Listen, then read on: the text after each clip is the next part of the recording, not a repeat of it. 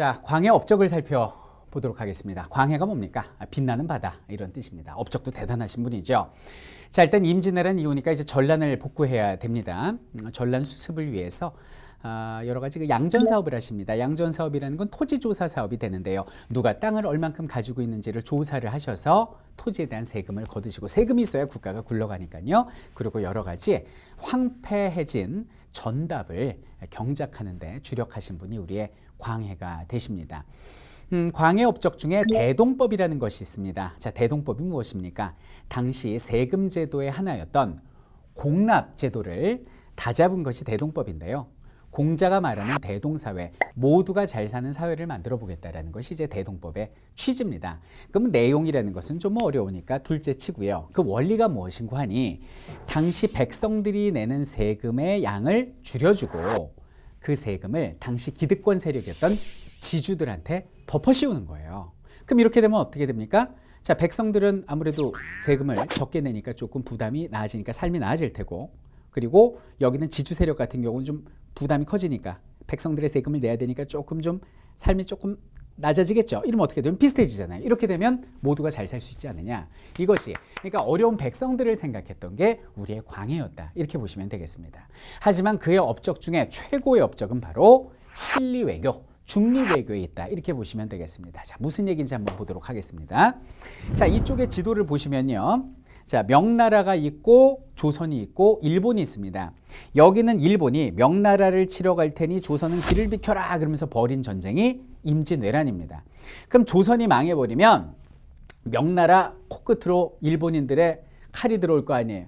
그러니까 명나라 안 되겠다 싶어가지고 지원군을 보냅니다. 그래서 조선과 명나라가 한 편을 먹고 일본하고 7년간을 싸웠던 전쟁이 임진왜란인데, 여기는 임진왜란 도중에 저 북쪽에 있는 만주에서 새로운 오랑캐 세력들이 나라를 건국해서 세력을 키워가고 있습니다.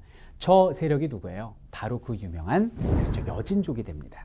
근데 여기는 여진족들이 이제 훗날 만주족이라고 불리게 되는데, 후금이란 나라를 만듭니다. 고려시대 때 금이란 나라를 만든 적이 있었거든요. 저 후금이 세력을 키워가고 있었어요. 만약에 역사에는 가정이 없지만 여기는 임진왜란이 벌어지지 않았더라면 저기 있는 여진족이 후금을 만들어서 세력을 키워가는 것을 조선이나 명나라가 가만 보지 않았겠죠. 근데 여기 있는 정신없는 임진왜란 7년 때문에 저기는 후금이 세력을 키워갈 수 있었다. 이렇게 보시면 되겠습니다. 자, 전쟁이 끝났습니다. 우리 조선은 황폐해졌고요. 저기는 명나라도 어떤 지원군을 보내다 보니까 7년간의 전쟁에 완전 경제가 파탄나고 나라 꼴이 말이 아니었어요. 이때를 틈타서 저기는 후금이 명나라를 공격을 하게 됩니다. 이때가 광해 때였어요. 그럼 명나라는 뭐라 그래요? 아이고 조선아, 도와달라. 우리 아들나라야 도와줘. 임진왜란 때 우리 명나라가 너희 조선을 도와주지 않았니? 지금 아버지가 공격을 당하니 당장 우리를 도와달라고 이야기를 합니다. 자, 이때 광해는 어떤 판단을 합니까? 의리와 명분을 따진다면 당연히 명을 돕는 것이 맞겠지만, 지금 임진왜란 끝난 지 얼마 되지도 않았는데 우리 백성들이 지금 도탄에 빠지고 국토가 황폐해졌는데 어찌 도울 수 있습니까? 실리적으로 봤을 땐 절대 도울 수가 없습니다. 이게 광해 입장이었어요. 그래서 여기는 광해는 명나라와 저기는 후금 간의 중리외교를 펼쳤거든요. 이것이 바로 광해의 중리외교고, 이것을 오늘날 우리는 실리외교 이렇게도 부르는 것입니다. 근데 이거를 입 밖으로 냈다가는 완전히 뭐 이상한 사람 되니까, 분위기 자체가 그러니까 입 밖으로 내지 못하고 은밀히 진행을 합니다. 하도 명나라가 도와달라고 그러니까 당시 강홍립 장군이라는 장군을 지원군으로 보내는데, 보내기 전에 따로 불러서 은밀히 이야기를 합니다. 홍립아, 너 여진어 할 줄 알지? 예, 조금 할 줄 압니다. 가서 무조건 명나라를 돕지 말고 정세를 봐서 판단해라.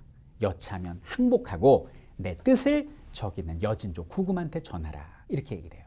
그래서 강홍립이 가봤더니 뭐 이거 게임이 안 되거든요. 그래서 바로 거기서 항복을 하면서 사실 우리 왕이 너희 여진족을 싫어하지 않는다. 우리는 너희 여진을 응원한다. 이런 식으로 이제 화친 비슷하게 얘기가 된 거예요. 이렇게 해서 임진왜란 이후에 도탄에 빠진 우리나라를 구한 게 우리의 광해였던 것이죠. 자, 근데 문제는 뭐냐면 당시의 집권 세력들, 뭐 물론 이제 집권 세력 중에서도 이제 그 광해군을 옹호했던 북인들은 좋다고 했겠지만 비집권 야당이었던 서인들 입장에선 이건 완전히 꼬투리가 된 거죠. 지금 왕 뭐 하는 거야 이거? 당신 의리 없는 인간 아니야? 아니 우리 아버지가 오랑캐한테 짓밟히고 있는데 오랑캐하고 한편이 돼서 아버지를 안 도와? 이거 완전 인간 아니구만. 그냥 의리 없는 인간으로 몰린 거예요. 이에 분개한 서인들이 태모살제라는 명분을 내세우고 인조를 앞세워서 반정을 일으키니 이것이 그 유명한 인조반정이 됩니다. 인조반정으로 광해군은 쫓겨나게 되고요. 북인들도 아주 회생 불가능으로 전부 다 귀양가고 죽임을 당하게 되고요. 인조가 차기 왕이 되고 그리고 나서 이제 서인들이 집권 세력이 되는 새로운 시대가 펼쳐지게 된다. 이렇게 봐주시면 되겠습니다. 그럼 인조가 집권하고 어떻게 됩니까? 인조하고 서인들은 당연히 이제 명나라 중국 편을 들게 되고 명분, 의리를 내세우게 되지요.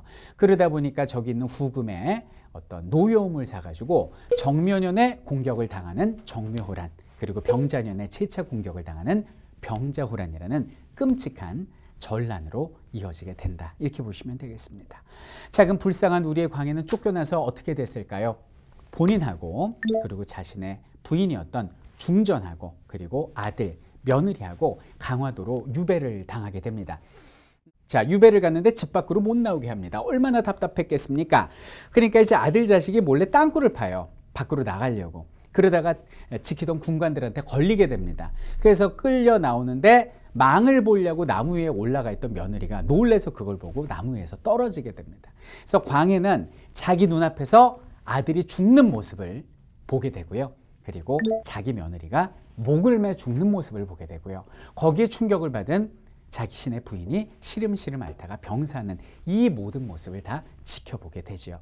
그리고 여기저기 끌려다니게 되는데 그 끌고 다닐 때 군관들이 그렇게 무시를 했다고 그러죠. 그래서 한겨울에 끌려다니는데 자신들은 따뜻한 아랫목에서 자게 하고 쫓겨난 폐위된 광해는 윗목에서 자게 하고 마지막으로 제주도에 유배를 당하는데 몸종을 하나 붙여줬는데요. 그 몸종이 광해를 그렇게 면박을 주고 무시를 했다고 하죠. 예, 그래서 뭐 개무시 이렇게 얘기를 하는데 이 개는 강아지를 얘기하는 게 아니라 그 국어 선생님들이 말씀하시는 강조, 베리가 되겠죠. 베리. 완전 정말 개무시를 당하다가 거기서 쓸쓸하게 마지막을 맞으신 분이 광해시다. 이렇게 보시면 되겠습니다. 광해가 죽고 나서 실록으로 이름 붙여지지 못하고 광해군 일기로 기술이 됩니다. 역사라는 건 승자의 기록 아닙니까? 당시 서인들에 의해서 폄하되고 내쳐지고 굉장히 좋지 않은 인물로 묘사가 됩니다. 서인들이 보는 광해는 어땠을까요? 자신의 아버지를 배반하고 의리 없이 오랑캐하고 손을 잡은 천하의 폐륜하로 그들은 기록하게 됩니다. 자, 그런데 광해군에 대한 재평가가 시작이 됩니다. 1990년대 들어서서, 즉 20세기 들어서서 재평가가 되고요. 21세기를 사는 우리들은 또 다른 그의 모습을 바라보게 됩니다. 광해군을 어떻게 생각하십니까? 우리 백성, 나라를 구하고자 어떤 실리적인 외교를 이끌었던 21세기의 새로운 어떤 리더의 전형이다라고들 이야기를 하는데요. 이런 걸 보면 역시 역사는 그 시대와 쓰는 사가에 의해서 다시 재평가되고 달라질 수 있다라는 어떤 크로체의 말이 좀 어떻게 보면 좀 와닿는 그런 부분이 아닌가라는 생각을 해봅니다.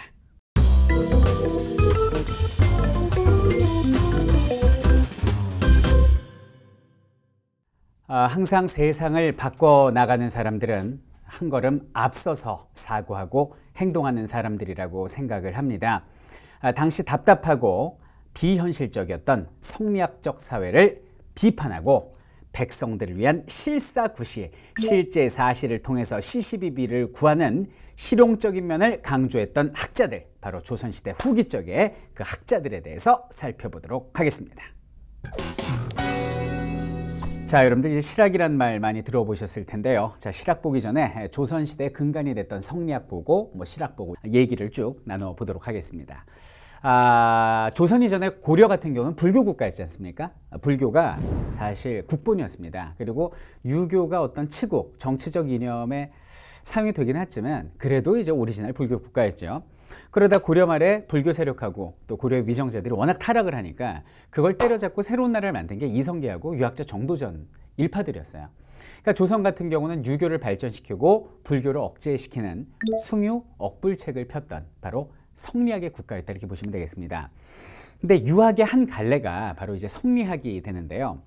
유학보다 한 걸음 더 나간 겁니다. 공자 같은 경우는 유학에서 얘기한 것이 개인윤리죠. 그러니까 어떻게 하면 내 스스로가 군자가 되고 성인이 될 수 있을까? 그거는 뭐 인과 예를 통해서 가능할 거야. 이게 이제 유학이라면 성리학은 한층 더 나가서 우주의 진리를 연구하고요. 사람의 심성을 연구하는 공자의 유학보다 한층 더 심화된 학문이라고 보시면 되겠습니다. 중국의 주자라는 사람이 만들었다고 그래서 송나라 때죠. 우리나라 고려시대 때 주자학이라고도 부르고 고려 말에 안향 선생님을 통해서 우리나라에 처음 들어오게 됐고요. 그리고 뭐 백의정이랄지 아니면 이색 선생을 거쳐서 뭐 정몽주, 정도전, 권긋 이런 사람들로 이제 계승되었던 이것이 성리학이 되겠습니다. 성리학은 우주천지간 만물의 이치와 인간의 심성을 연구하는 아주 비현실적이고 또 형이상학적이고도 고리타분한 학문이 되겠는데요. 이 성리학이 좀 문제가 많았습니다. 그래서 15세기 집권 세력이었던 퉁구파들 같은 경우는 성리학자였지만 성리학자인 듯 성리학자 아닌 성리학자 같은 세력들이었어요. 그래서 좀 부국강병을 위해서는 중앙 집권을 위해서는 타종교 타학문 다 받아들이고 뭐 불교 뭐 나쁘지 않아 도교 오케이 이래가면서 여러 학문들을 받아들였던 게 이제 15세기 집권 세력 훈구파였고요. 16세기 집권 세력 살인파 같은 경우는 워낙 교조화가 돼 있어서 성리학 이외의 타종교 타학문을 모두 다 이단시해버립니다. 그러니까 16세기에는 모든 문화예술이 다 다운되고 성리학만 발전을 한 거죠. 근데 그 발전이라는 게 뭡니까? 뭐 성리학 뭐 이런 거잖아요. 뭐 세상을 이루는 원리가 뭐 원리인 리와 재료인 기로 이루어져 있다. 그럼 리가 중요하냐 기가 중요하냐, 이 민생하고는 거리가 먼 이런 내용을 가지고 주기파와 주리파의 싸움, 이런 걸로 계속되는 게 16세기 성리학의 특징이었습니다. 그러다 보니까 성리학에 반발하고 어떤 성리학을 비판하는 안티성리학이 등장을 했겠죠. 그 안티성리학 중에 대표적인 학문이 바로 조선 후기에 등장한 실학이다 이렇게 보시면 되겠고, 실학은 다로 창시자가 있는 것이 아니라 당시 유학자들 중에 실용적인 것을 추구했던 유학자들의 모임을 오늘날 실학의 모임, 실학자들이다 이렇게 부르는 것입니다. 실학이 탄생한 배경은 상당히 좀 고리타분하고 비현실적인 위정자들의 답답한 정치에서 시작이 됐는데요. 그만큼 실학은 실용적인 세상을 구했던 것이죠. 실학 같은 경우는 계파가 크게 둘로 나뉘게 됩니다. 자, 표에서 보시다시피 농업을 발전시켜야지 우리나라가 잘 살 수 있다는 중농학파가 있었는데 이들을 경세치용학파라고도 부릅니다. 그리고 서양이나 중국처럼 상업을 발전시켜야지, 수공업을 발전시켜야지 우리나라가 잘 살 수 있다는 세력이 있으니 이들을 중상학파라고 부르고, 이 두 세력의 공통점은 뭐냐면 부국강병하고 민생안정이었거든요. 결국 이제 목표는 같으나 방법에 있어서 농업을 중용시켜야 되느냐 아니면 상업을 중흥시켜야 되느냐 이걸 가지고 나뉘었다고 보시면 되겠고, 그리고 성리학 같은 경우는 정확하게 말씀드리면 뭐 반성리학, 안티성리학 이렇게 부르는 것보다는 성리학 자체는 존중을 왜냐면 본인들도 성리학자니까요. 그 교육을 받고 자랐으니까 성리학 자체는 존중하고 인정하되 거기에 좀 비현실적인 부분에 대한 좀 한계를 깨닫고 실용적인 면을 추구한 학문, 뭐 이렇게 이해하시면 되겠다라는 말씀입니다. 자, 실학자들을 살펴보기 전에 일단 조선 전후기의 사회 변화를 먼저 배경 지식으로 보고 그 다음에 실학 이야기를 해보도록 하겠습니다. 조선시대 전기적에는 말 그대로 이제 신분 질서가 확고했던 시대고요. 그리고 모든 경제를 국가가 주도하던 그런 시대였습니다. 조선은 농업국가다 보니까 아무래도 이제 농업기술의 발전이 세상을 바꾸는데요. 이 조선 후기 세상이 뒤바뀌거든요. 그것의 원료, 시작이 바로 농업기술의 발달이었어요. 그 대표적인 게 미양법, 모내기법이었습니다. 여러분들 그 모내기법이라고 아시죠? 그 원래 조선시대 전기 쪽에는요, 직파법이라고 해서 벽실을 잡아서 직접 팍 이렇게 뿌렸어요. 그럼 벼가 이렇게 막 자라잖아요. 그럼 그거 수확해갖고 먹고 뭐 이런 식이었습니다. 근데 모내기법이 없었던 건 아니에요. 이양법이 존재는 했는데 국가에서 이제 금지를 시켰죠. 그 이양법이 뭐냐면 같은 크기의 땅에 조그맣게 모판을 만들어 놓고 막 이렇게 벽실을 심어요. 그럼 어느 정도 자라지 않습니까? 그럼 그거를 이렇게 줄 맞춰서 옮겨 심는 것이 이제 이양법이 되는 거예요. 언뜻 생각할 때는 그냥 직밥법처럼 막 뿌리는 게 좋지 않나라고 생각할 수 있는데 전혀 그렇지 않은 것이 이양법이 허리 아프죠. 모내기 하다 보면 이렇게 일일이 다 심어야 되니까. 근데 그 장점이 뭐냐면 피라는 잡초가 있거든요. 근데 이 잡초가 벼하고 똑같이 생긴 거예요.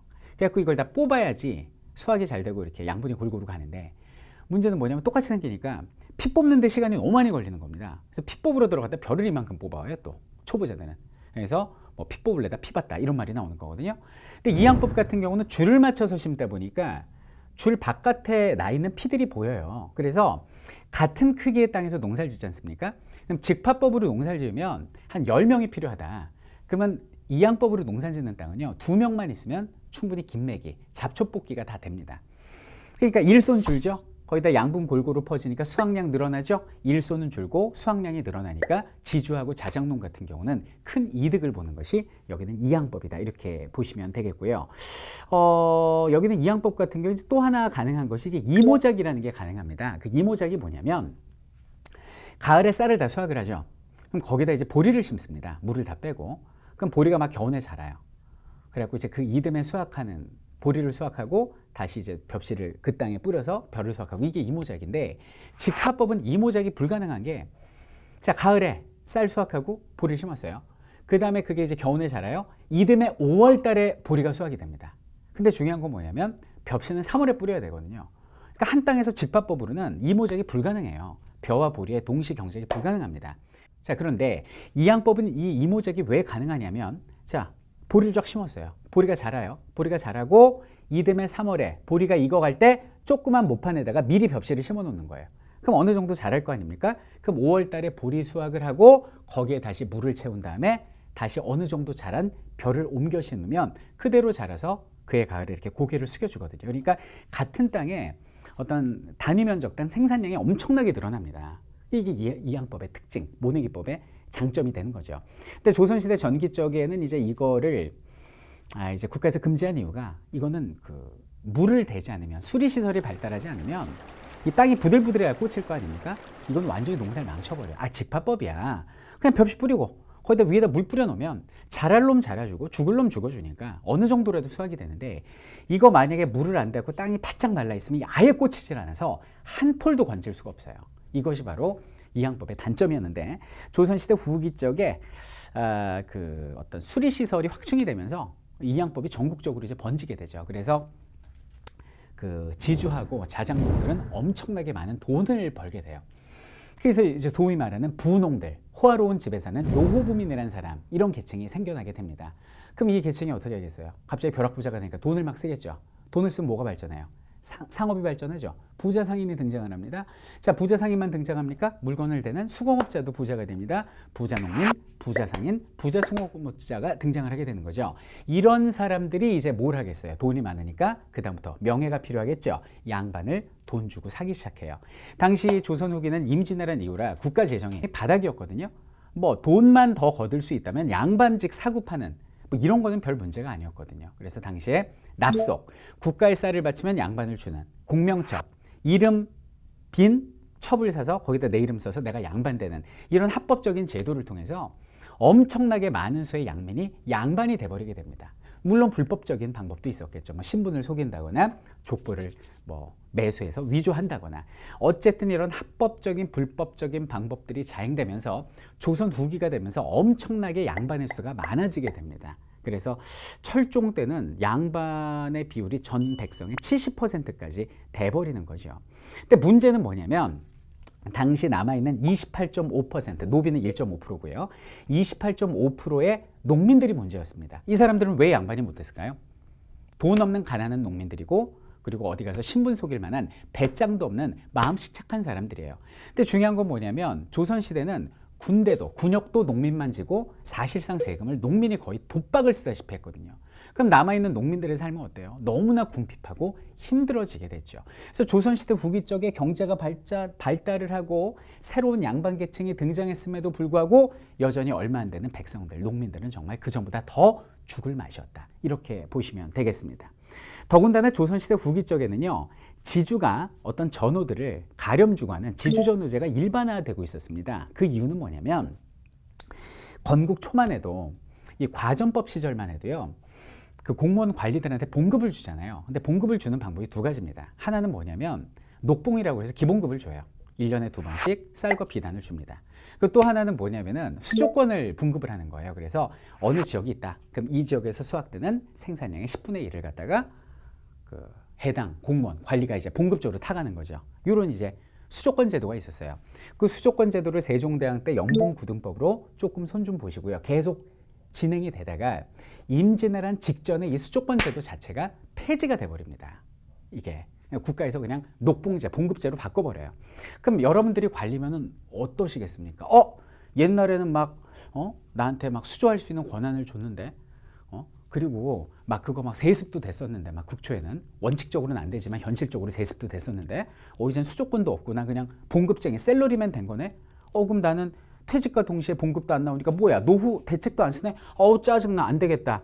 내 권력을 이용해서 있을 때 좋은 땅을 많이 사둬야 되겠다라는 생각을 하게 된 거예요, 관리들이. 그래가지고 이제 조선시대 후기 들어오면서 관리들이 그 권력을 이용해서 마구마구 비옥한 땅을 헐값에 사들이기 시작합니다. 오늘날 같은 경우는 제가 농민이에요. 좋은 땅이 있어요. 국가 관리 아니라 대통령이라도 팔라 그래도 알박기 들어가고 안 팔아버리면 그만이거든요. 근데 조선시대 때는 와갖고 막 나 의금부에 있는 아무개인데 너 뭐 땅에 묻히고 싶어 이래버리면 안 팔 수가 없는 거예요. 그러다 보니까 헐값에 빼앗기다시피 비옥한 땅들을 양반 관리들이 마구마구 사들이기 시작하죠. 원래 지주였는데 점점 더 대지주가 돼가고 있었어요. 그럼 저 같은 경우는 내 땅을 조금이라도 가진 자작농이었는데 땅을 빼앗기듯 파니까 전 뭐가 된 거예요? 이 땅에 전호, 소작농이 되는 거죠. 그래서 가뜩이나 어려운 농민들은 전호로 전락을 하고 가뜩이나 땅 많은 지주들은 더욱더 큰 지주로 성장하게 되는 이것이 바로 지주 전호제의 일반화다라는 거죠. 그래서 이런 그 토지제도의 변천 때문에 조선시대 후기 쪽에는 지주 전호제가 일반화되고 있었습니다. 이런 상황에서 이제 당시 그 붕당 정치에 밀려난 세력들, 시골로 귀향 가고 쫓겨난 세력들이 당파로 따지면 남인이었는데 그 남인들이 그 상황을 이렇게 본 거예요. 이거 뭐야? 지주들이 너무나 일반 전호들 등을 치네. 야, 이거 진짜 아니다. 어떻게 하면 여기는 지주제를 폐지하고 자작농을 육성할 수 있을까? 그 고민을 하게 되거든요. 그래서 이 사람들이 자연스럽게 실학 중에서도 중농학파로 형성되게 되는 거고 그들은 끊임없는 토지 개혁론을 내세우게 됩니다. 이들이 소위 말하는 실학자 중에 그렇죠. 바로 중농학파, 표에 보시는 중농학파가 되고요. 경세치용학파가 되는 것입니다. 이들의 꿈꾸는 세상은 뭘까요? 지주제 폐지와 자작농 육성이었던 것이죠. 그래야 우리나라가 잘 살 거다라고 생각을 한 거예요. 근데 이 당시에 이제 비슷했지만 또 다른 세력은 뭐냐면 중상학파, 이용후생학파였습니다. 이들은 좀 더 깨어있는 사람들이었는데 당색으로 따지면 서인들이었습니다. 이들 같은 경우는 청나라로부터 선진모물을 수용해야 된다라는 진취적인 사상을 가지고 있어서 북학파라고도 불렀고요. 이들 같은 경우는 상업이랄지 수공업을 발전시켜야 우리가 중국처럼 잘 살 수 있다라는 주장을 해요. 그래서 이들의 거두가 이제 그 유수원이라는 사람인데 이 사람은 왜 지주제를 폐지해? 미쳤어? 상인과의 합작을 통한 경영 규모를 확대해야지라는 굉장히 당시로선 진보적인 주장을 할 정도로 농업에도 관심이 있었고 상업 수공업에도 관심이 있었던 굉장히 좀 더 깨어있는 사람들이 중상학파다 이렇게 봐주시면 되겠고 그럼 이들의 공통적인 목표는 뭐예요? 그렇죠. 바로 민생 안정과 부국 강병이었습니다. 그러니까 목적은 같았지만 어떤 그 방법론에 있어서 중농과 중상으로 나뉜 이 사람들이 바로 실학자였고요. 이 실학이라는 학문은 따로 있는 게 아니고요. 당시에 이제 그 집권 세력의 어떤 학문이었던 성리학의 한계성, 이 성리학이 우주 천지간 만물의 이치와 인간의 심성을 연구하는 되게 비현실적이고 답답한 학문이거든요. 그래서 그런 한계점에 어떤 좀 염증을 느끼고 물론 인정은 합니다. 인정은 하지만은 좀 더 민생을 안정시키기 위한 좀 실사구시한 부분에 관심을 가졌던 유학자들, 성리학자들 이 사람들을 오늘날 실학자라고 부르는 것이죠. 보다 사회의 어떤 그런 답답한 틀을 깨고 당시 민생을 위해서 한 걸음 더 나아갔던 이것이 바로 당시의 실학자들이었던 것입니다.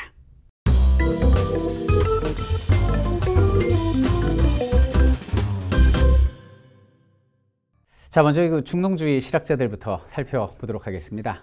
유형원, 이익, 정약용 등이 있는데 유형원이 가장 이제 제일 형입니다. 그래서 이름이 형인지 모르겠는데 그 다음에 이제 이익 사숙으로 내려오고 이익의 사숙이 정약용인데 사숙이 뭐냐면은 실제 이제 공부 배운 건 아닌데요. 그의 어떤 사상을 책을 통해서 이렇게 공부하다가 스승으로 모시는 이런 걸 이제 사숙이라고 부르죠. 그래서 이익의 사상을 많이 받은 것이 정약용이다 이렇게 보시면 되겠습니다. 유형원 같은 경우 이제 토지 개혁을 항상 강조하지 않습니까? 그래서 균등하게 토지를 나눠주자라는 이제 균전론이라는 걸 주장을 합니다.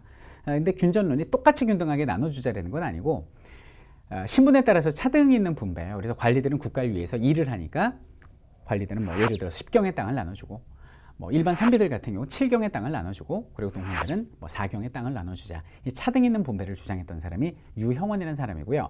분명한 건 이게 다 이론이지 그 사람들의 토지개혁 이론이지 현실에는 반영된 바 없다라는 게 또 특징이 되겠습니다.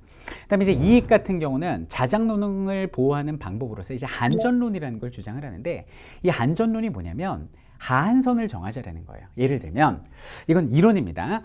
각 호당, 각 집당 그 영업전이라는 건 뭐냐면 매매를 금지하는 땅을 영업전이라고 그러거든요. 영업전을 30결씩 정도를 이렇게 지정을 하는 거예요. 그래서 이거는 내가 아쉬워도 못 팔고 이거는 뭐 무슨 뭐 영의정 아니라 영의정 할애비가 와서 위협해도 이건 국법으로 팔 수 없는 땅을 정하자라는 거죠. 그럼 당장은 내가 아쉽고 급하지만 뭐 당장은 뭐 누가 위협을 하지만 결국 이건 팔 수 없는 땅이니까 최소한의 30개월 정도를 가지고 있는 자작농은 보호되지 않겠느냐. 하한선을 정하자라는 게 이제 이익의 주장이고, 그다음에 정약용 같은 경우 이제 여전론이라는 걸 주장하는데 여전론은 뭐냐면 이제 그 여민동락, 그 마을 여자죠. 한 마을별로 우리나라 마을 보면 이제 가옥이 있고 그다음에 뭐 이렇게 물이 흐르고 배산임수 지역이 많잖아요. 공동농장 제도를 만들자라는 겁니다. 그래서 공동생산, 공동분배. 그럼 뭐가 돼요? 사회주의가 되죠. 근데 사회주의는 아니고 공동생산, 노동량에 따른 분배입니다. 마을에 여장을 한 사람씩 뽑아요. 그래서 여장이 장부를 딱 들고 공동으로 이제 일을 해요. 일하는데 누가 얼만큼 일했는지 시간을 일일이 그 노동량을 측정을 하는 거죠. 그리고 나중에 분배할 때 국가에 대한 세금 떼고 수확량에서 그 다음에 여장 봉급 떼고 나머지는 노동량에 따라서 분배하자라는 게 이제 정약용의 생각이었는데, 자 이렇게 되면은 아무리 선비라도 아무리 양반이라도 정말 땀 흘려 일하지 않은 사람은 단 한 톨의 쌀도 가져가지 못하죠. 그럼 결국 이 땅은 누구 땅이에요? 공동농장이라고는 하지만 누구 땅이에요? 그렇죠. 열심히 일한 사람의 땅이죠. 그래서 경작자가 땅을 가져야 된다는 경자 유전의 원칙이 바로 여기서 나온 거고, 이 정신이 훗날 현대사에서 이승만의 농지개혁으로 이어지게 된다. 이렇게 봐주시면 되겠습니다. 어쨌든 이것이 중농학파의 꿈이었고요. 개인적인 특징을 보면 이제 이익이라는 사람을 좀 볼 수가 있는데, 이익 같은 경우는 돈을 없애자라는 주장을 했죠. 패전론을 주장을 했던 사람입니다. 그 이유가 뭐냐면 이제 조선시대 후기 쪽에 경제가 발전을 하면서 그전에 쓰이지 않던 상평통보라는 동전이 엄청나게 많이 쓰이기 시작한 거예요. 그러니까 돈의 가치가 막 높아질 거 아닙니까? 그럼 돈의 가치가 높아지면 어떻게 되겠어요? 그렇죠. 사람들이 투자라는 거죠. 그래서 있는 사람들이 막 돈을 사들이기 시작합니다. 매점매석을 하는 거예요, 돈을. 그럼 당시 뭐 지주들이 지대로, 국가에서 전세로 돈을 받기 시작하는데 돈이 없는 거예요. 그래서 어려운 백성들이 돈이 있는 사람들한테 많은 대가를 치르고 돈을 사다가 그걸로 뭐 세금을 내고 지대를 받치는 이중고가 발생하니까 이 당시에 이제 동전 부족 현상을 전황이라고 부르거든요. 이럴 바에는 차라리 돈을 없애자라는 주장을 하기도 했던 사람이 이제 이익이고요. 그다음에 이제 가장 유명한 사람이 이제 정약용인데, 정약용 같은 경우는 이제 초계문 신제로 유명한 정조의 오른팔 당시 유명한 관리로 유명하죠. 근데 이 사람이 정말 정조의 총애를 많이 받습니다. 수원 화성의 어떤 한 부분도 담당을 했었고요. 발명가이기도 했었습니다. 그래서 화성 만드는 데도 일조했죠. 그리고 정조 임금께서 한강을 지나서 아버지인 사도세자의 그 묘에 그 성묘를 가는데 다리가 없는 거예요, 한강의 다리. 그래서 배를 쭉 이어서 그 외에 널빤지를 대서 걸어서 건너게 한 배다리, 주교를 발명한 걸로도 유명한 사람이고, 그리고 또 수원화성을 만들 때 그 화성 같은 경우는 요역으로, 강제 요역으로 시킨 게 아니고요. 당시 그 임노동자를 고용해서 노임을 주면서 지은 성이 화성이거든요.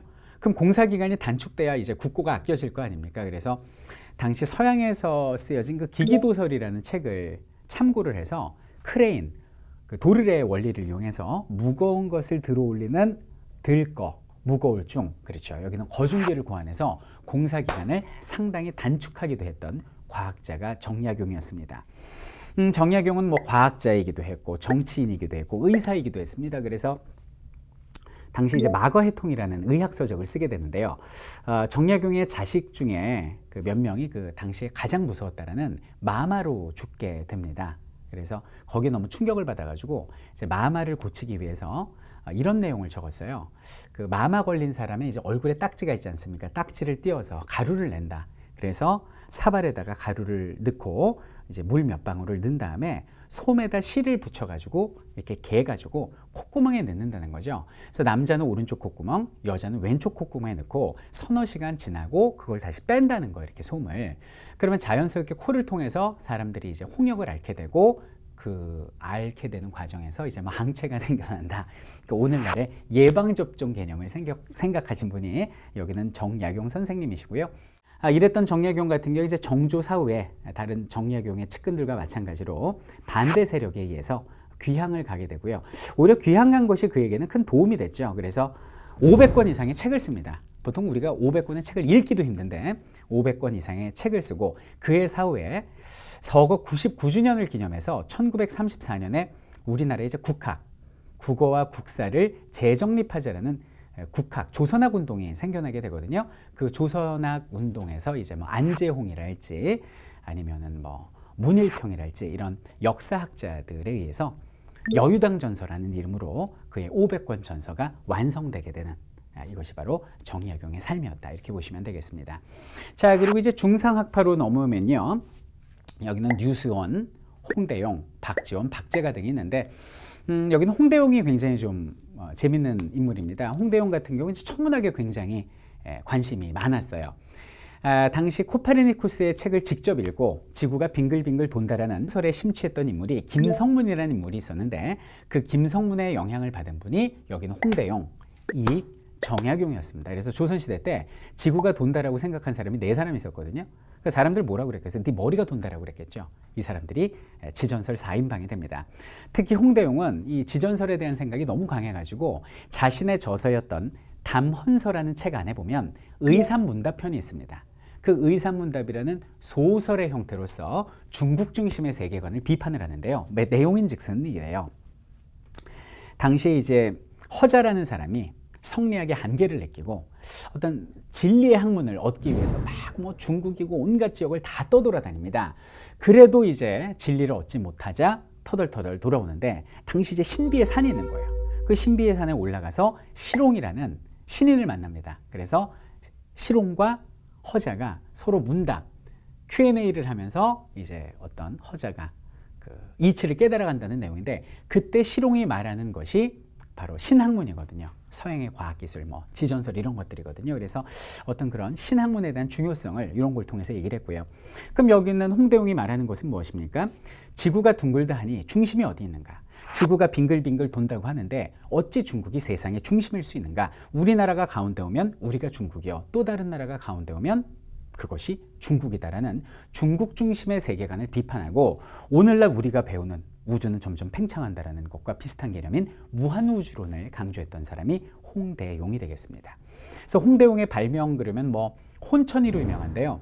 보시는 혼천이 같은 경우는 조선 전기적에는 세종대왕이 등용한 천민 장영실이 만든 것도 있고요. 여기는 조선 후기에 홍대용이 만든 혼천이도 오늘날 유명합니다. 자, 여기는 박지원 같은 경우 소설가로도 유명하죠. 예를 들면 양반전이랄지 허생전이랄지 호질이랄지 민홍전이랄지 한 번쯤은 읽어봤을 법한 교과서에도 실렸었죠. 그런 소설 작품들이 있고 또 이제 중국 황제의 생일잔치를 맞이해서 중국 열하지방을 이렇게 돌아보고 온 기행문 형식의 글 열하일기 이런 걸 쓴 것으로도 유명합니다. 근데 이분의 문체가 워낙 호방하고 뛰어났다고 그러죠. 또 중국의 이제 신문체를 들여와가지고 그걸로 또 열하일기를 써가지고 이 열하일기는 아예 이게 쓰여지기도 전에 일부 유출이 돼가지고 쓰여지기도 전에 베스트셀러가 되는 기현상을 빚게 됩니다. 자, 그리고 이제 마지막으로 이제 박제가 같은 사람은 소비론으로 유명합니다. 이 사람은 이제 자신의 저서인 북학기를 통해서 소비를 우물, 샘에 비유를 합니다. 그래서 왜 우물이나 샘 같은 경우는 퍼쓸수록 맑은 물이 나오잖아요. 근데 가만 냅두면 썩거나 말라버리듯이 우리가 자꾸 돈을 써야지만 이제 어떤 그 이 내수 경제가 발달하면서 온 경제가 발달한다라는 그런 주장을 했던 분이 여기는 이제 박재가가 되고요. 그리고 이제 박지원, 박재가의 공통점은 수레나 선박의 어떤 필요성을 강조했다는 얘기인데 그 굉장히 중요한 개념이거든요. 자, 여러분들 경제가 발전하면 뭐가 선행돼야 돼요? 그렇죠. 유통이 먼저 발달해야 경제가 더 발달할 수 있는 거예요. 지금도 우리가 보면 인터넷으로 뭐 인터넷 쇼핑하지만 뭐 택배랄지 물류 유통 이것이 없으면 이 경제가 발달할 수가 없거든요. 근데 당시 우리나라 같은 경우는 전국의 70%가 산이고요. 뭐 이러다 보니까 수레가 필요하지 않느냐. 그리고 물을 이용한 운송, 선박의 중요성을 좀 강조하지 않겠느냐. 이런 주장을 했던 사람들이 바로 여기는 중상학파 인물들이었다. 이렇게 봐주시면 되겠습니다. 지금까지 함께했던 실학자들의 주장은 이론에 그쳤고요. 사실 실생활에 반영되지는 못했습니다. 하지만 그들의 그 진취적인 사고, 보다 나은 삶을, 보다 백성들의 삶을 좋게 해주려는 그들의 노력과 사상은 훗날 개화사상가들에게 전해져서 우리나라 근대화에 크게 기여했다라고 말할 수 있겠습니다.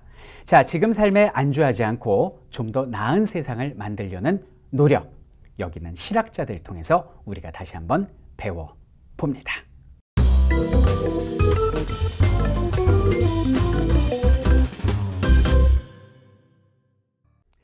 TV, 드라마, 영화 속에서 재조명되는 역사적 인물들, 그 중에는 위대한 인물들도 있고 그리고 어떤 큰 사건을 일으켰던 인물들도 있는데요. 여러분들 그 인물들의 성비 구성을 한번 보겠습니다. 그렇죠. 대부분이 남자라는 것을 알 수 있습니다. 보면은 특히 조선시대에서 세상을 바꾸고 디자인하고 다시 그것에 도전하고 전부 다 남자들인데요. 그 남자 중심의 세상에서 자신의 타고난 재능으로 그리고 후천적 노력과 의지로서 자신의 이름 석자와 자신의 어떤 창작물을 오늘날까지 우리 가슴속에 새기고 있는 여자들이 있습니다. 그 여자들 중에 대표적인 인물, 오늘은 황진이에 대해서 이야기해 보고자 합니다. 보통 여자 그러면은 신사임당처럼 조선시대 때 자식을 훌륭하게 잘 키운 어머니를 떠올릴 수가 있고요. 아니면은 어떤 그 붕당 정치의 희생양으로서 전국의 소용돌이에 휩쓸려서 불꽃 같은 인생을 살았던 장희빈 같은 사람도 찾을 수 있는데요. 당시에 여자라는 굴레를 벗어 던지고 그리고 천민, 그것도 가장 천한 기생이라는 어떤 사회적인 낙인까지 뜯어내버리고 자신의 세상, 자신의 어떤 정신을 그 시대에 맞서서 끝까지 내세웠던 조선시대 최고의 보헤미안, 자유의 아이콘 황진이에 대해서 살펴보도록 하겠습니다. 자, 여성의 삶에 대해서 한번 살펴보겠습니다. 자, 흔히들 뭐 과거의 여성들은 많이 차별을 받았다, 신분과 지위가 낮았다라고 생각하는데요. 그것은 얼마 되지 않은 조선 후기의 이야기고요. 사실 우리의 역사를 살펴보면 여성의 지위가 높았던 적도 있습니다. 그럼 여성의 지위가 어땠는지 우리 선사시대부터 한번 그 배경 지식을 살펴보도록 하겠습니다. 정확한 기록은 나와 있지 않죠. 왜냐하면 글이 없었던 시대를, 기록되지 않은 시대를 선사시대라고 하니까요. 근데 선사시대 같은 경우는 여성의 지위가 크게 낮거나 높거나 그런 개념이 없었던 평등사회라고 오늘날 우리가 교과서에서 이야기를 하고 있습니다. 그러다 본격적으로 성 역할이 구분된 것은 청동기 시대가 됩니다. 청동기 시대 우리나라 최초의 나라인 고조선이 만들어지게 되지 않습니까? 고조선이 만들어지던 청동기 시대에는 끊임없이 상대방의 재산을 빼앗는, 왜냐하면 구석기 신석기 시대 때는 사유재산이 없었잖아요. 그러니까 먹고 싶은 만큼 열매 따먹고 먹고 싶은 만큼 사냥해 먹고 이랬는데, 청동기 시대 때 이제 벼농사를 재배하면서 먹고 남는 농산물, 잉여 농산물이 생기면서 그거를 창고에 보관하다 보니까 이게 사유재산의 시작이 됩니다. 그 남의 사유재산을 빼앗으려다 보니까 잦은 정복 전쟁이 벌어지게 되고, 그래서 청동기 시대 유적지는요, 언덕 구릉이나 산 이런 데서 많이 발견되게 되는 거죠. 그럼 국가가 생기고 전쟁이 벌어지다 보니까 아무래도 어때요? 그렇죠. 전쟁은 힘 있는 남자의 시대를 가져오지 않습니까? 성 역할이 처음으로 분화된 것이 바로 청동기 시대가 됩니다. 자, 우리나라 최초의 국가인 고조선이랄지 그 다음으로 등장한 부여의 법들을 살펴보면 여자의 정절을 중시한다랄지 아니면 투기한 여자를 죽인다랄지, 그리고 죽은 시체를 갖다 산에다 버려버립니다.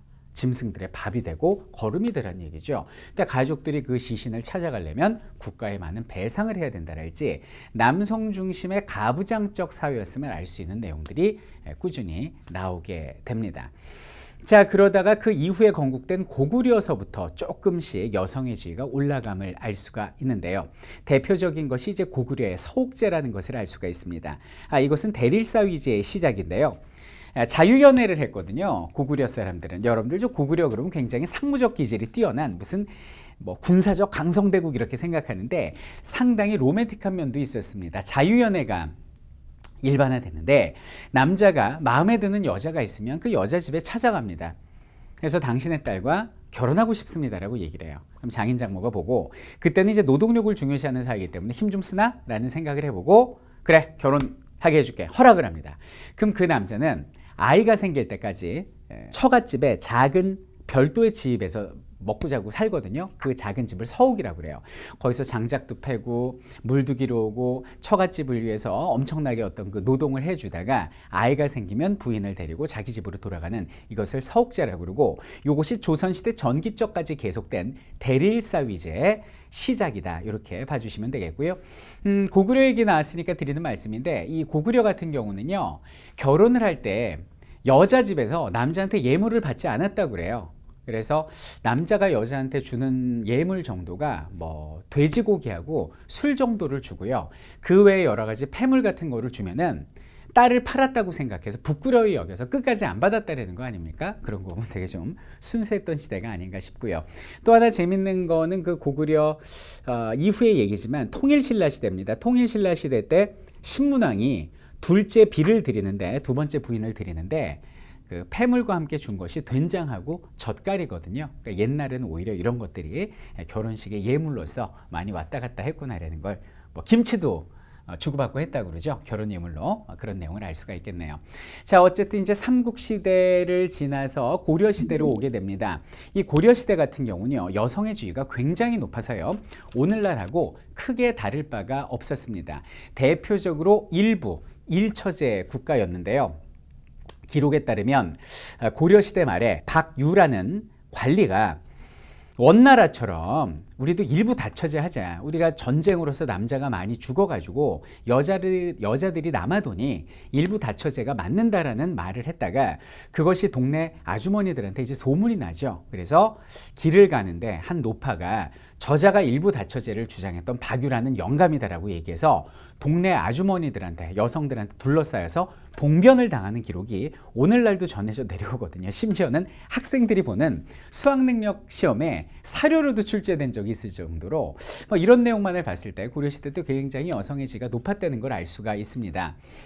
예를 들면 이런 거죠. 부모님이 돌아가시잖아요. 그러면 제사도 돌아가면서 지냅니다. 이걸 윤행이라고 부르고요. 그럼 자연스럽게 상속이랄지 재산 분배에 있어도 차별이 없었다라는 거고요.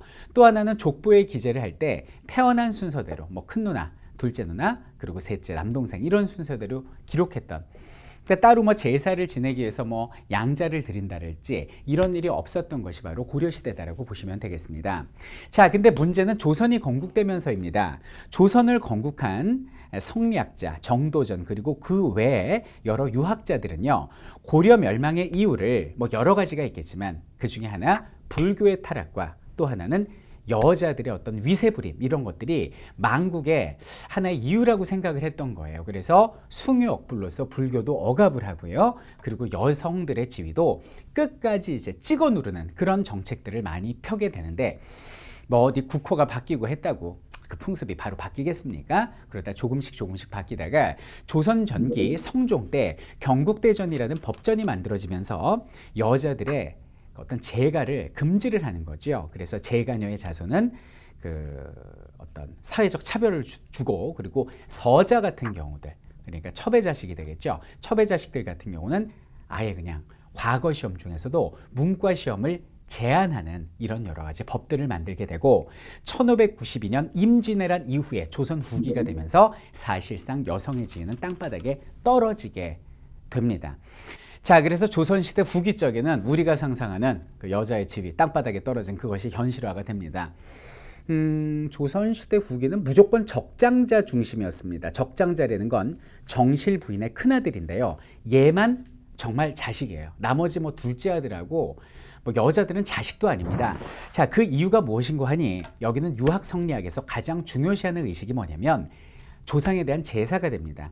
근데 적장자만이 조상에 대한 제사를 지낼 수가 있는 거예요. 부잣집 맏며느리감 이런 노래도 있지 않습니까? 부잣집 맏며느리감 그러면 흔히들 좀 후덕한 체형의 여성이 떠오르잖아요. 그 이유가 뭐냐면 그 제산상 한번 차리려면 좀 죽음이거든요. 그래서 좀 힘이 있고 건강하신 분들이 많이 들어가는 거고요.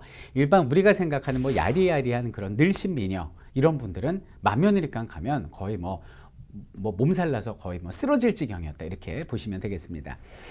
그래서 조선시대 전기적까지만 해도 고려시대하고 비슷해서 남녀 차별 없었고요.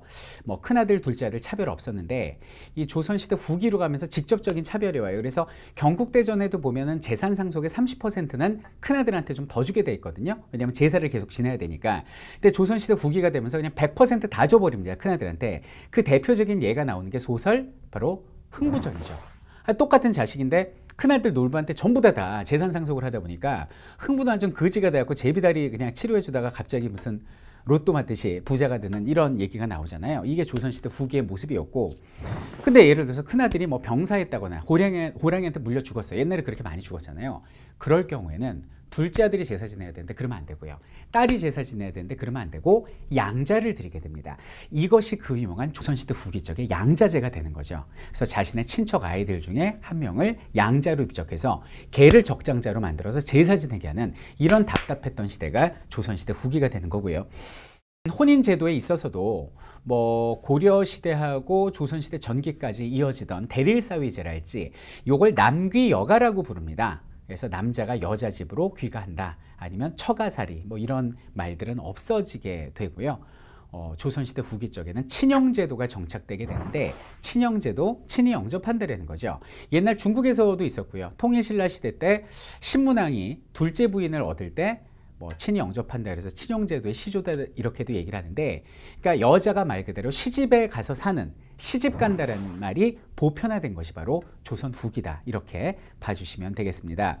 자, 그러면 조선시대 후기 쪽에 얼마나 시집살이를 했겠습니까? 뭐 거의 정말 말로 표현하지 못할 수준이었는데 그때의 내용을 담은 노래가 전해져 내려오거든요. 자, 그 노래 한번 볼까요? 자, 당시의 시집살이가 얼마나 어마무시하고 힘들었는지를 알려주는 시조가 있습니다. 참 마음이 아파요.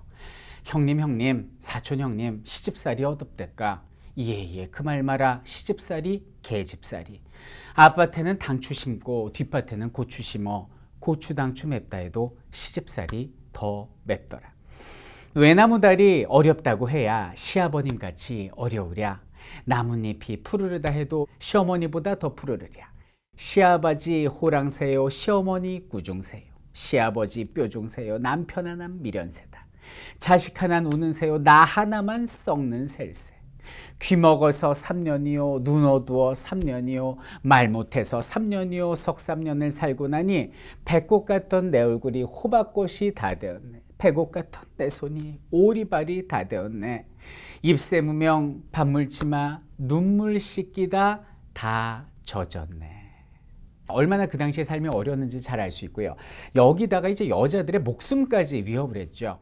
자, 옛날에는 백성들의 평균 연령이 만 30세 정도, 30대일 정도로 사람들이 일찍 죽었어요. 물론 이제 갓 태어난 아이들이 죽다 보니까 평균 연령이 낮아진 것도 있는데 호환 마마 때문에 정말 많이 죽었거든요. 그럼 남편이 죽잖아요. 그럼 여자가 남편을 잡아먹었다고 그래서 따라 죽어야 됩니다. 그래서 뭐 연료비가 내려지고 그 연료비를 위해서 죽음을 강요하는 일이 허다했다. 자, 그래서 우리나라 근대 개화기에 보면 그 외국인 선교사가 쓴 글을 보면 제목이 뭐냐면 노새보다 못한 조선 여인이란 말이 나오거든요. 이렇게 여성의 지위는 정말 비참했습니다. 자, 근데 오늘날과 같은 여성의 지위가 등장한 건 언제일까요? 그렇죠. 개화기 때 우리 그 1894년이죠. 동학농민운동에서 처음으로 어떤 그 여성의 재가를 허용해 달라는 주장을 당시 농민들이 제기를 했고요. 이것이 받아들여져서 같은 해인 1894년 갑오년에 근대적 개혁, 가보개혁에서 이제 재간호의 차별을 없애게 되고요. 그 이후에 점차 여성의 지위가 높아지게 되었다. 이렇게 보시면 되겠고, 실제 그 여성이 호주가 될 수 있는 법, 뭐 이런 것도, 또 여자에 대한 그 재산 분배가 확실하게 균등해진 것도 얼마 되지 않죠. 그 YS 김영삼 대통령 때 만들어진 민법으로서 바뀐 것이니까요. 여성의 지위가 이렇게 높아진 거는 뭐 오늘날과 같이 된 거는 얼마 되지 않았다. 자, 이렇게 해서 이제 여성의 어떤 그 신분에 관련된 역사를 봤고, 이런 신분의 굴레를 뛰어넘는 조선시대 황진 이야기를 계속 살펴보도록 하겠습니다.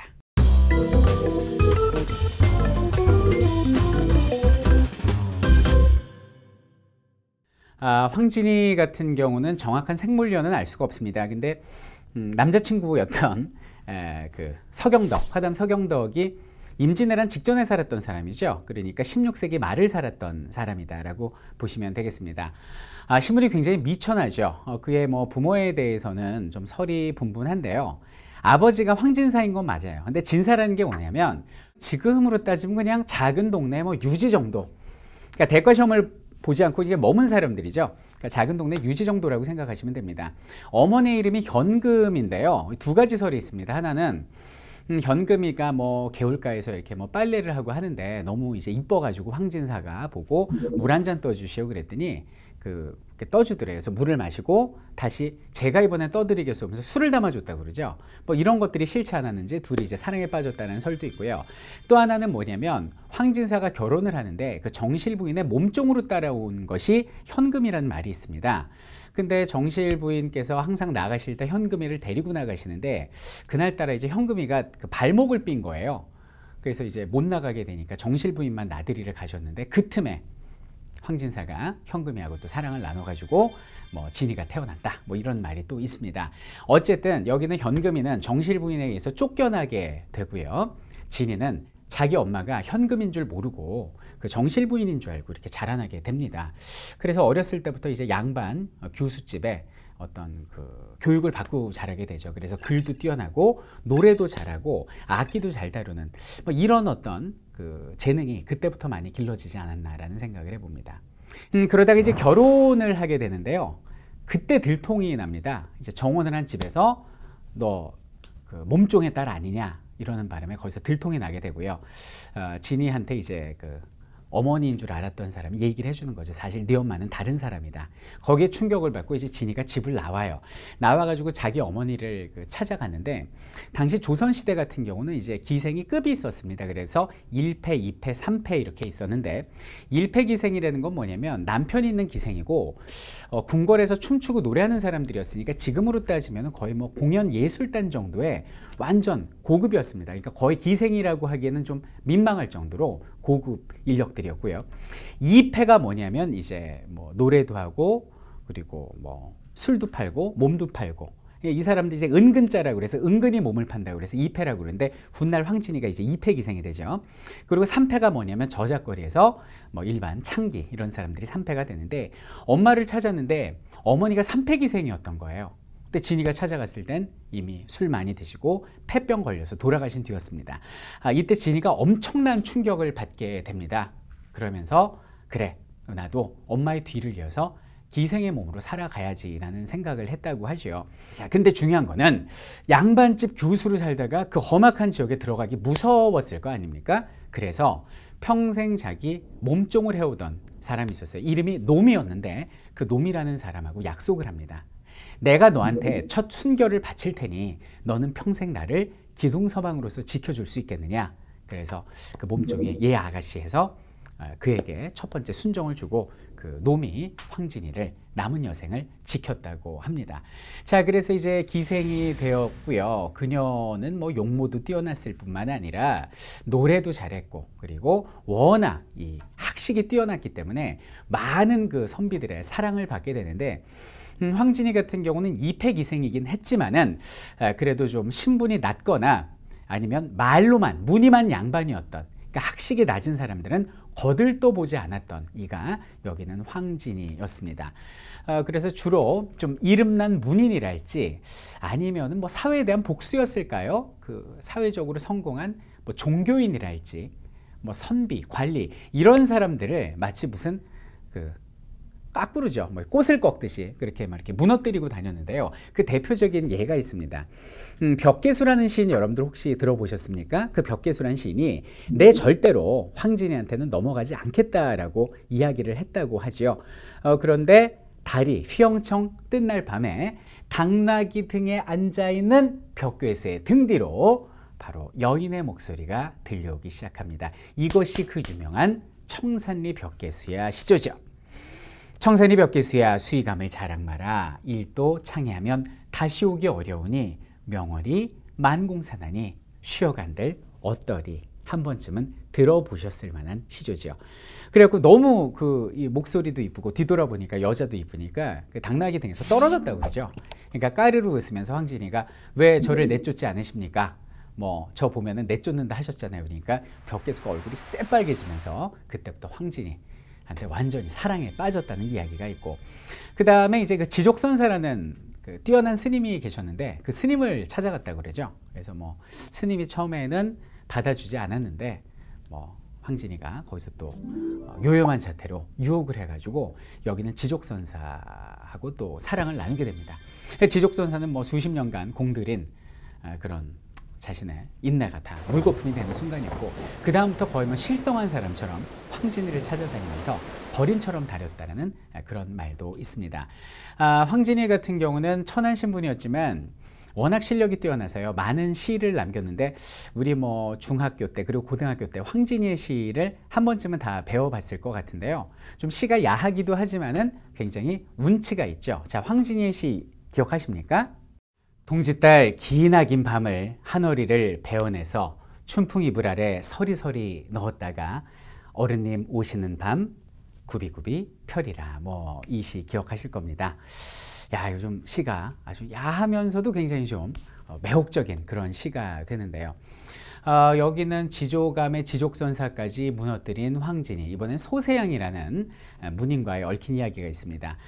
소세양이라는 호방한 젊은 문인이 친구들한테 혼장담을 합니다. 야, 뭐 개성의 송도삼절이 황진이 박연폭포 그리고 서경덕이라며 무슨 기녀가 송도삼절이야. 내가 이 여자 말이야 만나갖고 완전히 유혹을 할게. 그리고 딱 한 달만 만날 거야. 근데 내가 한 달 이상 그 여자를 만나면 날 사람이 아니고 짐승이라 놀려도 좋다라고 이야기를 합니다. 자, 지금으로 따지면 최초의 어떤 계약 교제가 되는데요. 그 만나고 정말 30일을 만나게 돼요. 근데 이제 30일이 지나고 다음날 떠나야 되는데 이 떠나기가 싫은 거죠. 이때 황진이가 읊은 시가 오늘날 전해져 내려오고 있습니다. 아주 구구절절 이 사람의 마음을 잡았어요. 달 아래 뜰 가운데 오동잎 모두 지고 서리 속에 들국화 곱게 피었네. 다락 높아 자칫하면 하늘을 닮은 듯 사람은 석잔술에 취해 누웠네. 흐르는 물 차가워 가야금과 어울리고 매화 향기 피리 소리 뿜어 보내네. 내일 아침 눈물 지어 헤어진 뒤에 그리운 정 물결처럼 끝이 없어라. 이런 시를 지읍니다. 그러니까 그래서 눈물을 흘리면서 이 시를 읊었다는 거 아니에요. 그러니까 이제 가지 말라 이거죠. 그러니까 소세양이 거기서 야, 내가 짐승이라 불려도 좋다. 사람이 아니라도 좋다. 나 너랑 더 있을 거야. 그러면서 30일을 넘기고 황진이 치마폭에 며칠 더 있습니다. 그래서 평생 친구들한테 짐승 소리를 들으면서 놀림을 당했다고 그러죠. 자, 이렇게 남자들을 무너뜨리고 다녔는데 유일하게 무너지지 않은 남자가 있으니 이 사람이 바로 그 유명한 화담 서경덕이었고, 서경덕은 뭐 황진이를 그냥 친구로만 생각했을 뿐 절대 여자로 뭐 생각을 하지 않았다고 그러죠. 그래서 황진이가 거기에 더 존경심을 가지게 돼서 평생 버시자 스승으로서 모셨다라고 얘기를 하고요.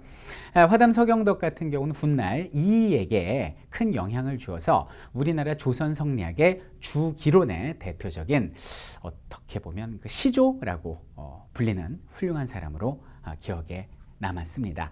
자, 이것이 황진이와 서경덕의 플라토닉 러브였고요. 그리고 그 세상에 도전장을 던진 황진이의 이야기였습니다. 자, 그 이후에 황진이는 어떻게 될까요? 황진이는 정말 친정한 조선시대 때 자유의 아이콘인가 싶어요. 조선시대의 보헤미안 뭐 이렇게도 생각할 수 있는데, 당시 모든 사람들의 꿈이 뭐냐면 그 금강산 유람이었습니다. 자, 지금 보면은 뭐 현대인들한테 뭐 꿈이 뭐예요? 그럼 뭐라 그래요? 나는 뭐 유럽을 뭐 이렇게 일주하고 싶어요. 아니면 뭐 80일간의 세계 일주를 하고 싶어요. 뭐 이렇게 말로만 하지 그거를 실행에 옮기는 사람은 거의 없다고 봐야죠. 근데 여기는 황진이는 그 조선시대 때 정말 남자의 몸도 아닌 여자의 몸으로서 금강산 유람 및 전국 유람을 하게 됩니다. 오늘날로 따지면 완전 80일간의 세계 일주가 되는 것이죠. 자, 근데 오늘날 우리가 배낭여행할 때 막 이렇게 막 그냥 뭐 잠도 아무 데서나 자고 먹을 것도 뭐 값싼 거 먹고 다니고 그러잖아요. 황진이가 그랬다는 거 아닙니까? 그래서 길을 가다가 폭포가 있으면 양반들이 이제 뭐 자리 깔아놓고 기생들하고 뭐 맛있는 거 먹잖아요. 거기서 노래해주고 밥 얻어먹고 술 얻어먹고 다니느라고 얼굴이 더러워져 있는데 워낙 노래도 잘하고 품격이 고고해서 같이 있던 어린 기생들이 전부 다 기가 죽었다는 거 아닙니까? 그리고 또 뭐 다니면서 또 자신의 어떤 시조도 지어주면서 뭐 거린처럼 뭐 집시죠. 그러면서 금강산을 유람을 합니다. 금강산 유람 같은 경우는 여러분들 그 조선시대 때 유명한 거상으로 유명한 김만덕이라고 제주도 보호 있었지 않습니까? 여자. 그 김만덕한테 이제 임금님이 너 소원이 뭐냐고 물어봤더니 저 금강산 유람입니다 라고 말할 정도로 모든 이들의 꿈이었는데 그 금강산 유람을 하게 되고요. 그리고 여기 있는 태백산 쪽으로 해서 여기는 지리산까지 넘어왔던, 한마디로 우리나라를 완벽하게 두 발로 딛고 섰던 여자가 바로 황진이였습니다. 자, 황진이는 40세 즈음해서 병사를 하게 됩니다. 근데 그녀의 유언이 우리의 가슴을 울리죠. 내가 죽거들랑 관에 가두거나 흙 속에 파묻지 마시고 그냥 개울가에 던져주시오. 그래서 까마귀나 솔개, 개미의 먹이가 되게 해주시오. 그래서 훗날 여성들의 교훈이 되게 해주시오라는 유언을 남기게 되는데요. 야, 이거 뭔가요? 정말 좀 가슴이 짠한데요. 옛날에 그 도가 사상의 대표적인 그 장자하고 비슷하지 않습니까? 장자가 뭐라고 그래요? 내가 죽거들랑 그냥 들판에 나를 버려두어라. 그래서 하늘에 있는 별이 내 관에, 내 무덤의 벽화가 되게 하고, 동서남북의 하늘이 내 관이 되게 하고, 그리고 벌레들이 내 몸을 파먹고, 내가 다시 자연에서 왔으니, 내가 자연에서 왔으니 다시 자연으로 돌아갈 수 있게 해달라. 뭐 이런 말을 한 거하고 비슷한데요. 여성이라는 어떤 신분적 굴레, 그리고 천민, 그것도 가장 수준이 낮았던 천민 중에서도 가장 밑바닥이었던 창기라는 자신의 어떤 그 운명을 딛고 일어서서 자신을 속박하는 사회를, 자신은 놀리던 사회를, 자신을 놀리는 세상을 거꾸로 놀렸던 황진이. 그녀를 통해서 진정한 자유가 무엇인가에 대한 생각을 다시 한번 되짚어 봅니다.